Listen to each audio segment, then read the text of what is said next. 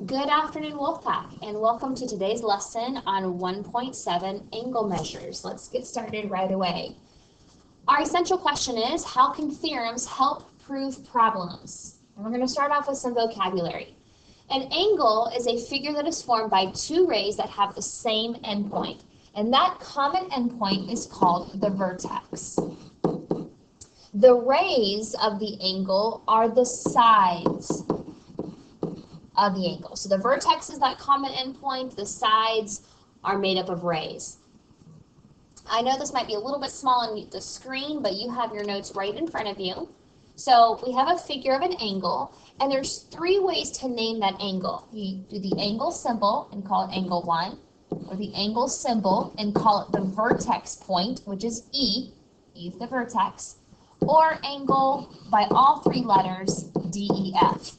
You could also name it angle FED as well, but normally people put them in alphabetical order. The most important thing is that the middle letter is the vertex letter. So E has to be in the middle, D and F can be in any order.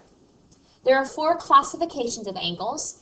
An acute angle measures less than 90 degrees, so 89.9999999 or less. A right angle is exactly 90 degrees. An obtuse angle is anything greater than 90 degrees, but it has to be less than 180, because if it is exactly 180, it is a straight angle. Okay, so those are the four types, the four classifications of angles based on their sides. Next up, we have the angle addition postulate. The angle addition postulate says that if point B is in the interior of angle ADC, then the measure of angle ADB and the measure of angle BDC equals ADC. So here's an example. We have angle ADB and we have angle BDC. Okay, B is in the middle of that big angle, so all together those two angles add up to that larger angle.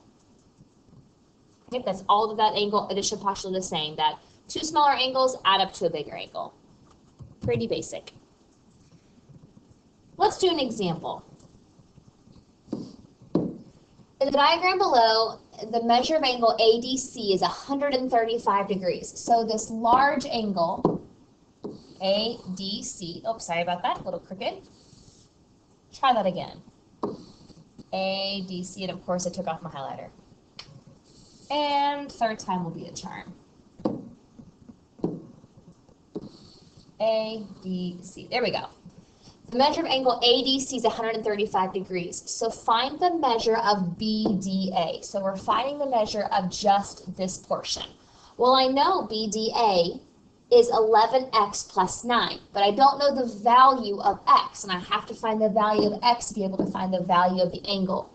But I know that angle ADB and angle BDC together are 135 degrees, because ADC is 135 degrees. So ADB is 7x, which they gave to us. And BDC, I'm going to substitute in 11x plus 9, and together it makes 135. So I can combine my like terms and solve for x. 18x plus 9 equals 135. 18x equals 126. And then x equals 12. Now, the problem did not ask us to find x. It asked us to find the measure of angle BDA. Oh, I'm sorry, and I highlighted BDC. It wanted us to find the measure of angle BDA. So BDA. Okay. So I now know the value of x, and I can plug it in to find the measure of angle BDA. So angle BDA is 7x. 7 times 12. And we have our answer of 84 degrees. Okay. Simple as that. Two angles add up together to make a larger angle. Some more vocabulary. When two lines intersect, the angles that are across from each other or opposite each other are called vertical angles. So opposite or across. So angle 1 and angle 3 are opposite each other. They are vertical angles. And then angles 2 and angles 4 are opposite each other. They are vertical angles. And if two angles are vertical angles, they are automatically congruent, which means they are equal to each other. So if they are vertical angles, they are automatically congruent. That is called the vertical angles theorem. A linear pair is a pair of supplementary angles that are on the same side of a line. And supplementary is a new word that we have not talked about yet in this class, but supplementary means they add up to 180, or they equal 180 degrees. Okay. The linear pair postulate says that if two angles form a linear pair, they are supplementary. So if I have two angles, such as angles 1 and 2 in our example, they form a linear pair. Are they making a line? Yes, they are. That means they're supplementary. They automatically add up to 180 degrees. Example 2. Use the diagram to find the missing angle measures. Okay, well, I'm going to number these. Angle, well, no, I won't number them. We can just, they're named by their letters. So we're going to find angle CDF first. Angle CDF. It doesn't give us a value, but I see that it's a right angle because it has the right angle mark. So that is automatically 90 degrees. Okay.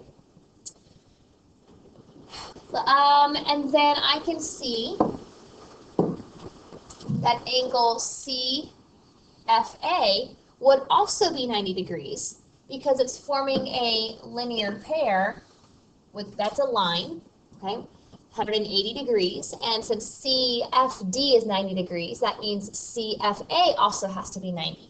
Well, since I know that CFB is 50, that means this has to be 40 because 50 plus 40 add up to 90 degrees. So angle BFA is 40 degrees. Okay. Now I also notice that that angle, angle BFA, is opposite this angle, angle DFE. So we know since they're opposite, they are called vertical angles. And we learned a few minutes ago that vertical angles are congruent. So angle DFE is also 40 degrees. Okay. We have one more angle I'm going to erase to kind of give us a little bit more space. And that would be angle AFE. Okay. AFE. I see that angle AFE is vertical to angle BFD. Now I know that BFD is 140 degrees because one part of it's 50 and one part of it's 90, so together it's 140 degrees. So since BFD is 140 degrees and AFE is opposite, that means angle AFE is also 140 degrees. Okay. One more example and then we are going to move on to some vocabulary. The measure of two vertical angles are 58 degrees and 3x plus 4. Find the value of x. Key phrase here is vertical angles. We know that vertical angles are congruent. So I could say, well, one angle is 58 and it's equal to the other angle that is 3x plus 4. Find the value of x. This is a two-step equation that we are easily able to find. We're going to subtract 4 from both sides. We have 54 equals 3x, and they're going to divide by 3 to find x. And x is 18. Okay, two-step equation. All we need to know here was that two vertical angles are congruent, so we set it up as equal to each other. We're going to skip example 4. I will do that one with you in class. If you want to go ahead and try it on your own, be great practice.